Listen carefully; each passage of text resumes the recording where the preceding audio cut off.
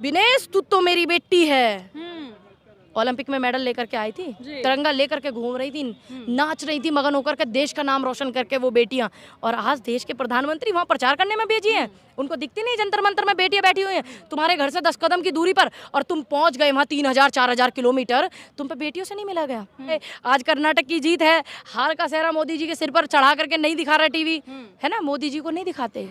मोदी जी सिर्फ hi hello करने, ऐसे हाय ये करने के लिए आएंगे वो, है ना, और सब चीज़ का श्रेय लेने के लिए आएंगे। आज हार का श्रेय भी मैं उन्हीं को देती हूँ। नमस्कार, आप देख रहे हैं द जनता लाइव। मैं हूं आपके साथ नलिनी। बातचीत के लिए मेरे साथ पूनम पंडित जी मौजूद है। लगातार जो है कांग्रेस कार्यालय से सुबह से तस्वीरें आ रही हैं, जीत के जश्न में कांग्रेसी हैं।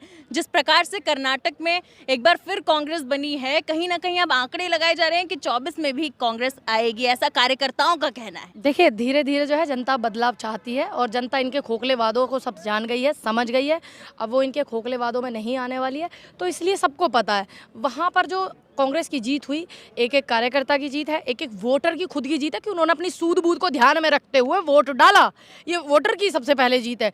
फिर वहाँ पर हमारी जो हाईकमान है, राहुल जी, प्रियंका जी, खड़गे जी, डी के शिव कुमार जी, सीतारामैया जी, जनता इनको बेहद प्रेम करती है, सब बहुत ज़्यादा। हमारे प्रवक्ता हैं, उनको सभी को वहाँ सभी लोगों की जीत से पहले वहाँ के वोटरों की जीत है। मैम, खड़गे जी को भी काफी श्रेय दिया जा रहा है। कहा जा रहा है कि उन्होंने लोगों से अपील की थी कि मैं कर्नाटक का बेटा हूं, तो अपने बेटे को भारत बहुमत से जिताइए। हाँ, बिल्कुल बिल्कुल, खड़गे जी को भी श्रेय जाता है, डी के शिव कुमार जी को भी जाता है, क्योंकि ये ज़्यादातर ये लोग उधर से है, सीतारामैया जी भी हैं, उनको भी जाता है। और हमारे खड़गे जी अध्यक्ष जी जो है वो नए अध्यक्ष जी हैं, और हमें तो पहली बार ऐसा मौका मिला कि हमने ऐसे अध्यक्ष जी को अपनी वोट से चुना।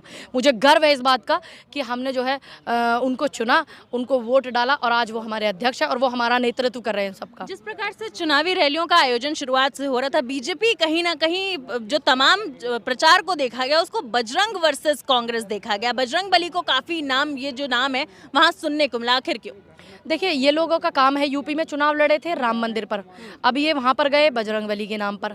लेकिन बली भी सब जानते हैं, बजरंग बली भी जानते हैं, राम भी जानते हैं कि क्या जनता के लिए सही है क्या नहीं। हमने ईश्वर से कामना की, जय बजरंग बली, तोड़ दे भ्रष्टाचार की नली, तो इनकी तोड़ दी। मगर हमने तो आप लोगों ने दिया ना, आप लोगों ने कहा कि बजरंग दल को बैन कर देंगे, पीएफआई को बैन कर देंगे। पीएफआई और बजरंग दल को साथ में रखा गया। देखिए, ये तो चाहते हैं, इनके आईएसआई के एजेंट बजरंग दल के ही मिले थे ना, जो इनका सोशल मीडिया हैंडल संभालता था, है ना, ये ऐसे लोगों को साथ रखते हैं। अगर कोई भी व्यक्ति शांति भंग करता है देश की जनता को उत्साह बढ़ाता है, उसका लड़ाई झगड़े में, दंगे में उसको प्रोत्साहित करता है, तो उस हर व्यक्ति को बैन कर देना चाहिए। सामाजिक कार्यकर्ता बताते हैं बजरंग दल वाले खुद को, मैम कहते हैं समाज के लिए काम करते हैं, बेहतरी के लिए काम करते हैं। आप उनको जो है इस तरीके की हमारे देश की खुफिया जांच वो थी, जानकारियां वो आईएसआई को इन्होंने दी थी, उसमें समाज का क्या वो था, समाज का क्या भला था, बतावे ना, ये हमें बताओ क्या। तो आप पीएफआई और बजरंग दल को एक ही पैमाने पे नापती हैं? हर एक व्यक्ति को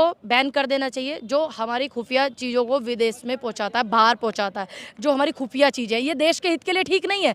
जब ये चीज़ें बाहर गई, जब चाइना ने 600-700 घर बनाए, जब ये चीज़ें बाहर गई, जो आपने देखा ना लेह लद्दाख की तरफ 600-700 चाइना ने घर बना लिए, आज टीवी पर नहीं दिखा रहे। आज कर्नाटक की जीत है, हार का सेहरा मोदी जी के सिर पर चढ़ा करके नहीं दिखा रहा टीवी, है ना, मोदी जी को नहीं दिखाते।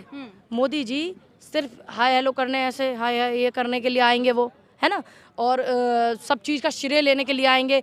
आज हार का श्रेय भी मैं उन्हीं को देती हूँ इस बात का। बीजेपी ने अपने सारे स्टार प्रचारक उतार दिए थे कर्नाटक के चुनाव में। खुद प्रधानमंत्री मोदी भी जो हैं वो चुनाव में चुनावी रैलियों को संबोधित कर रहे हैं। चुनावी रैलियां 19 सभाएं, 19 रैलियां देश के प्रधानमंत्री जी ने संबोधित की थी। जनता का खूब पैसा जो है टैक्स का वहाँ खूब झोंका था। ठीक, दूसरी बात, वहाँ की जनता सब जान गई है, जनता समझदार। बली को इस तरीके से कैद नहीं करने देंगे। कैद को कौन सा बजरंग बली कैद हो जाएंगे क्या? है कांग्रेसी कर रहे थे ना, कैसे हो जाएंगे बताओ हमें, कैसे हो जाएंगे? बजरंग दल और बजरंग बली को जोड़ा जा रहा क्या है। बजरंग बली को किसी की इतनी औकात है कोई कैद कर ले? वो ईश्वर है, वो हमारे आराध्य है। तो ये बात जनता समझ गई है कि वो हमारे आराध्य हैं, उनको कैद नहीं किया जा सकता। तुम होते कौन हो ये बात कहने वाली? होते कौन हो तुम ये बात कहने वाली कि राम को घर दिलाएंगे? अरे एक देश में एक सत्ताधारी आदमी ये कह रहा है कि राम को घर दिलाएंगे, जिसने पूरी सृष्टि की रचना की हो, जिसने पूरी सृष्टि को बनाया हो, उसको घर दिलाएंगे ये है? नई बातें करते हैं, मुद्दों की बात करो। वहां पर जितनी कांग्रेस ने मैनिफेस्टो में अपने रखे, मुद्दे की बात रखी, जनता के मुद्दे की। जनता प्रताड़ित हो रही है, ठीक, सबको पता है। 41,000 गुजरात में महिलाएं गायब हैं। देश के प्रधानमंत्री जो है, उनका गृह राज्य है वो, उन पे वे ना ढूंढी गई तो वे केरला स्टोरी को उठाए फिर रहे। सबको पता है 2016 में उनकी सरकार थी, कितनी बार गए वहां मिलने केरला में? जब ये कांड हुआ गए वे मिलने? नहीं। तो बहुत सारी ऐसी चीजें हैं जो हम लोगों को सोच करके और समझ करके करनी चाहिए। कर्नाटक चुनाव से ठीक पहले केरला स्टोरी का रिलीज होना है, इसको आप किस तरीके से देख रही हैं? आप- क्योंकि आप खुद प्रधानमंत्री कह रहे थे कि पुरवानिया भी जाइए और फिल्में देखिए। हाँ, पुरवानिया भी, हाँ, ताकि जनता बस फिल्म देख ले। और तुम्हारे जो भ्रष्टाचार चल रहे हैं उन्होंने देखा जनता। हम भ्रष्टाचार देखेंगे जो हो रहे हैं, जनता पे जो प्रताड़ना हो रही है हम वो देखेंगे। तो केरल स्टोरी का जादू नहीं चल पाया? नहीं चल पाया, सबको पता, जब तो नहीं सरकार बनी। दूसरी बात मैं और कहना चाहूंगी, पुरवानिया भी करवा दीजिए रिलीज। एक स्टोरी, गुजरात स्टोरी करवा दे रिलीज। देखिए, चाहे हमें, मुझे पूरी अपनी जितनी हमारी महिलाएं हैं बुलंदशहर यूपी की, सबको चाहे अपनी जेब से दिखानी पड़े, आप करवाइए ना रिलीज द गुजरात स्टोरी। हम दिखाएंगे सब बेटियों को गुजरात स्टोरी क्या है क्या नहीं है। पागल समझ रखा जनता को। स्टोरी भी दिखाई है ना, उसमें क्या तकलीफ है? 2016 में जब ये दिखाई रहे हैं, इनका कुछ नहीं हो रहा वहाँ, तो हमारा क्या करना? हमें तो पता, हम तो जनता की आवाज उठा रहे, बेटियों की आवाज उठा रहे। स्टोरी देख के हम क्या करेंगे? हम तो खुद साक्षात खड़े बेटियों के साथ, खड़े नहीं क्या? चाहे वो बेटी जंतर मंतर पर बैठी हुई पहलवान हो, चाहे जिनके बलात्कार हो गए वे हो, चाहे वो किसान हो, हम तो खुद स्वयं खड़े हैं। हमें दिखाने की जरूरत नहीं है। लेकिन हम इनके कारनामे, गुजरात स्टोरी दिखावे जरा, हम दिखा देंगे, फिर दिखावे गुजरात स्टोरी। आपने जंतर मंतर का भी जो है रुझान दे दिया बीच में कि महिला रेसलर्स वहां बैठी हैं। ब्रजभूषण शरण सिंह जो हैं अब WFI के सदस्य नहीं रह गए, अध्यक्ष नहीं रह गए, उस पर क्या कहना है? केरला लोग कह रहे हैं कि केरला चुनाव, ये कर्नाटक चुनाव के रुझान आते ही जो है वो अध्यक्ष नहीं रह गए। हार का डर है, लेकिन बेटियों को भी इंसाफ नहीं मिला, अध्यक्ष नहीं रहे। अब हार के डर से न्याय मिल जाएगा? देखिए, न्याय हो सकता है, ये हार के डर से न्याय ही दे दें बेटियों को, दे तो दें, डर से ही दे दें, दे दें। दूसरी बात, अभी वो जेल नहीं गए, पोस्को एक्ट में उनको जेल जाना है, पुलिस उनकी अरेस्टिंग करे। देश के जो हमारे गृह मंत्री हैं वो अपनी पुलिस को थोड़ा इधर लगाएं। वैसे तो वो पुलिस को इतनी अलर्ट कर देते हैं कि जो है तुरंत सिस्टम को अलर्ट कर देते हैं। 2 दिन में राहुल जी की सदस्य रद्द, 1 दिन में सदस्यता रद्द, 1 दिन में कुछ, 1 दिन में कुछ, 1 दिन में घर खाली, सब कर देते हैं। लेकिन मैं गृह मंत्री जी से निवेदन करूंगी, अगर तुम्हारा प्रचार तंत्र खत्म हो गया हो तो तुम जो आ करके यहाँ दिल्ली पुलिस को थोड़ा अलर्ट करो और उन्हें आदेश दो कि ये पोस्को एक्ट लगा हुआ है, इनको अरेस्ट करें। राहुल जी की सदस्यता जाने की आपने बात कही, घर खाली करवाने की बात कही, कर्नाटक चुनाव से ठीक पहले ये सब हुआ, क्या लगता है कहीं ना कहीं पार्टी को कमजोर करने की कोशिश की जा रही थी? देखिए, ये पार्टी को, विपक्ष को कमजोर करने की कोशिश की जा रही थी। देखिए, आज देश में जो तमाम जनता के मुद्दे उठा रहा है वो कौन उठा रहा है? वो कांग्रेस उठा रही है। क्यों बीजेपी नहीं उठा रही है? कहती तो है बेटी बचाओ बेटी पढ़ाओ, सभी का साथ सभी का विकास। तो फिर ये बेटी कौन सी है जो जंतर मंतर पे बैठी? विदेश आई है, ये विदेश आई है, ये भी देश की बेटी है, गौरव है देश का। देश के प्रधानमंत्री जी ने भी वो हासिल नहीं किया जो इन बेटियों ने किया। प्रधानमंत्री जी ने कर्नाटक चुनाव में कहा कि बजरंग बली को जो है कैद नहीं करने देंगे, हम वापस से बजरंग बली को लाएंगे। कौन कैद कर लेगा? कांग्रेसी कर रहे थे। कैसे कैद कर लोगे तुम? अगर भगवान को तुम कैद कर लोगे तो तुम भगवान से सारे काम कराओ। भगवान तो रचयिता है ना सृष्टि का, तो फिर तुम्हारी हमें जरूरत क्या? तो बजरंग दल को बैन कर रहे क्या? थे ना? हमें फिर वोट की जरूरत क्या? हम तो भगवान से कह देंगे कि तुम इन्हें हरा दो और इन्हें जिता दो। भाई, हम निवेदन करते, भगवान से प्रार्थना करते, हमारी आस्था है, लेकिन भगवान को कोई कैद कर सकता है? तो इनका ये जादू वहाँ चला नहीं है। दूसरी बात, विनेश तू तो मेरी बेटी है, ओलंपिक में मेडल लेकर के आई थी, तिरंगा लेकर के घूम रही थी, नाच रही थी मगन होकर के, देश का नाम रोशन करके वो बेटियां। और आज देश के प्रधानमंत्री वहां प्रचार करने में भेजी हैं। उनको दिखती नहीं जंतर मंतर में बेटियां बैठी हुई हैं तुम्हारे घर से 10 कदम की दूरी पर, और तुम पहुंच गए वहां 3000-4000 किलोमीटर, तुम पे बेटियों से नहीं मिला गया? बताओ। तो ये सभी मुद्दों पर चुनाव होगा।